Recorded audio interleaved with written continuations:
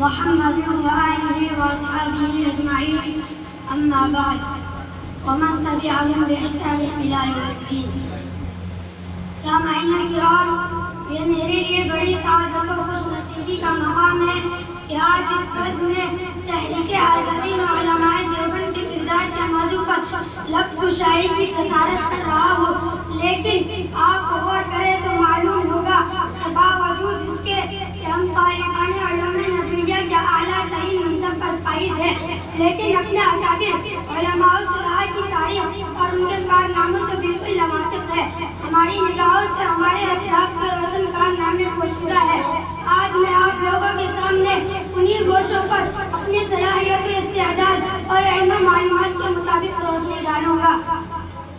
बिरादराने मिलत, हिंदुस्तान की रोशन तारीख गवाह है कि जब जब भी हिंदुस्तान को खून की जरूरत पड़ी तो सबसे पहले मुसलमानों ने ही पेशकदमी की, और जब भी हिंदुस्तान की सालमत को खतरा लायक हुआ तो मुसलमान आगे बढ़कर उसके महाबूब और पासबान बन गए। आप हजरात को मालूम है कि हिंदुस्तान ने एक तवील अरसा तक अंग्रेजी साम्राज्य के चंगुल में गिरफ्तार रहा। मुल्कों की कमजोरी और मुल्क की बदामनी तवाइकुल मुल्की की बदौलत हिंदुस्तान को तो गुलामी पहनना पड़ा। ईस्ट इंडिया कंपनी ने जबरदस्त साजिश करके हिंदुस्तान पर कब्जा कर लिया था और यहाँ के आजाद खुदा मुख्तार हुकूमत और आवाम को अपना महबूब गुलाम बना लिया था। मैं इस तवील तारीख के चक्कर में नहीं पड़ूंगा। अगर आपको ज्यादा शौक है तो खुद ही तारीख का मुताला कर लीजिए। मुझे आज ये करना है कि अंग्रेजों के खिलाफ सदा जहाद बुलंद करने वाले, अंग्रेजी साम्राज्य ताकत से नवल आजमा होने वाले मुस्लिम हुक्मरान थे। सबसे पहले सैयद अहमद शहीद और शाह इस्माइल शहीद रहमतुल्लाह अलैह ने परचम जहाद बुलंद किया। फिर जब पेशावर के बालाकोट के इलाके में सिखों से जहाद करते हुए अमीरुल मोमिनीन सैयद अहमद शहीद और उनके रफ़ीक़ा शहीद हो गए तो तवील अर्सा तक खामोशी की चादर तनी रही। 1757 ईस्वी में प्लासी का मार्का हुआ और शेर बंगाल नवाब सिराजुद्दौला ने ईस्ट इंडिया कंपनी के खिलाफ वाले में जहाद बुलंद किया और अंग्रेजों से टक्कर ली, मगर अपने सिपा सलार मीर जाफर की गद्दारी के बाइस फतह शिकस्त से बदल गई और हिंदुस्तान का तवील हिस्सा अंग्रेजों के कब्जे इख्तियार में चला गया। फिर जनूबी हिंदुस्तान में टीपू सुल्तान की गरज सुनाई दी। इस मर्दे खुदा ने अंग्रेजों को हिंदुस्तान की पाक सरजमीन से बाहर निकालने का आज़्म कर लिया था, मगर इसके साथ में गद्दारी का मामला हुआ और इसके सिपा सलार मीर कासिम ने गद्दारी करके हिंदुस्तान को सदियों के लिए अंग्रेजों की गुलामी में देने का रास्ता हमवार कर दिया था। टीपू सुल्तान मादरे वतन की हिफाजत करते हुए मैदान जंग में शहीद हो गया। इसकी शहादत पर अंग्रेज अब्बास के जनरल ने बड़े फख्र से कहा था कि अब हिंदुस्तान हमारा है। बिरादरान इस्लाम, टीपू सुल्तान की शासन ने हिंदुस्तान की आजादी पर स्याही फेर दी, फिर भी आजादी के मतवाले परचम हर्रियत बुलंद करते रहे।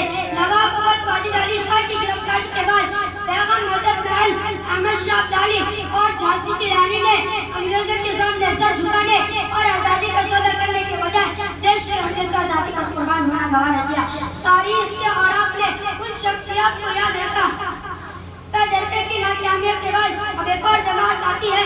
मस्जिदों खराब के पासी तस्बीह और इमामा रखने वाली जमात आगे बढ़ती है और परचम हर्रियत बुलंद करती और शम्ए आजादी का महबूब नौजवान बनकर सामने आती है, जिसके नतीजे में 1857 ईस्वी का इनकलाब पक्का होता है।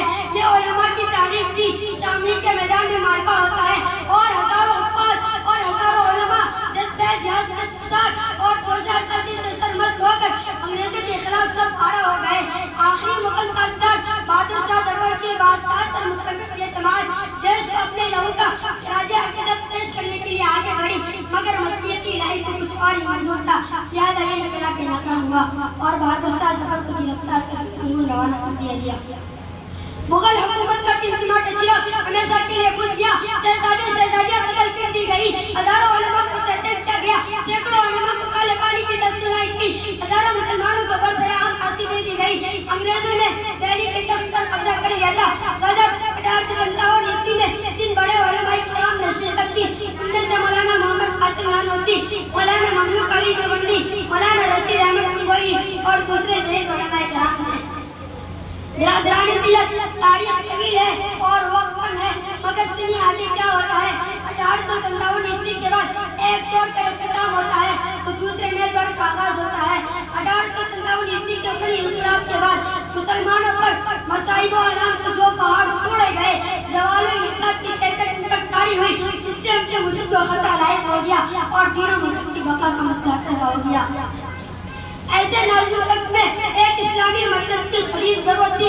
लिहाजा हाफिज आबिद हुसैन साहब, मौलाना कासिम नानोती, हज़रत हाजी इमदादुल्लाह मासिम मखदूम की सलाह मशवरा और निगरानी और सरपरस्ती में एक मरकज़ की बुनियाद रखते हैं।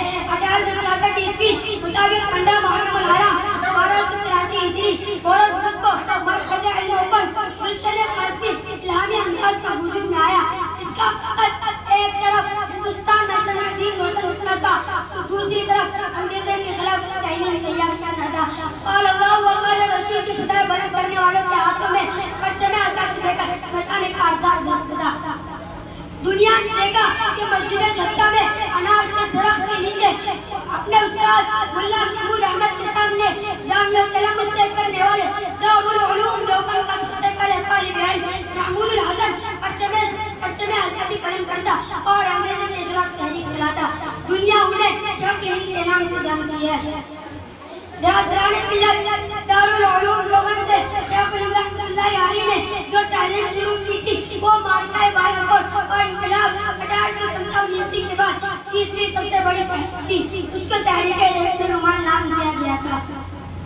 शेख रहमतुल्लाह अलैह ने जमीयतुल अंसार के नाम से दारुल उलूम देवबंद में एक जमात कायम की। मौलाना अब्दुल्लाह सिंह उसके नाज़िम थे, जो एक सियासी तहरीक चलाने वाली और आज़ादी का नारा बुलंद करने वाली जमात थी। अल्लामा सिंधी को शेख रहमतुल्लाह अलैह ने काबुल रवाना किया। उन्होंने वहाँ जबरदस्त काम किया। शेख रहमतुल्लाह अलैह ने एक जिला वतन की हुकूमत भी बनाई थी। अल्लामा सिंधी उसके वज़ीर आज़म थे और राजा महेंद्र प्रताप सिंह उसके सदर थे। और ये शेख हिंद है जिन्होंने महात्मा गांधी को अफ्रीका से बुलाया और उसके बाद उनको तहरीक आज़ादी का हीरो बना दिया। बिरादरान इस्लाम, शेख हिंद के कान से कान का मिला कर चलने वाले शेख इस्लाम मौलाना हुसैन अहमद मदनी भी थे। कदम कदम पर उनका साथ दिया और साथ ही गिरफ्तार हुए। मालिका में उस्ताद के साथ शरीक हुए। हिंदुस्तान को छोड़ो तहरीक में हिस्सा लिया। मौलाना शब्बीर अहमद उस्मानी तहरीक आज़ादी में जबरदस्त रोल अदा किया। बिरादरान मिल्लत, आखिर में यही कहूँगा कि किल्लत वक्त के ख्वाहिश उलमाए देवबंद के कारनामों को कमा हक वो नहीं बयान कर सका, मगर इतना ही कहना काफी होगा कि दारुल उलूम देवबंद के खमीर में जज्बे हुर्रियत और जिसे ज़ात पाया जाता है।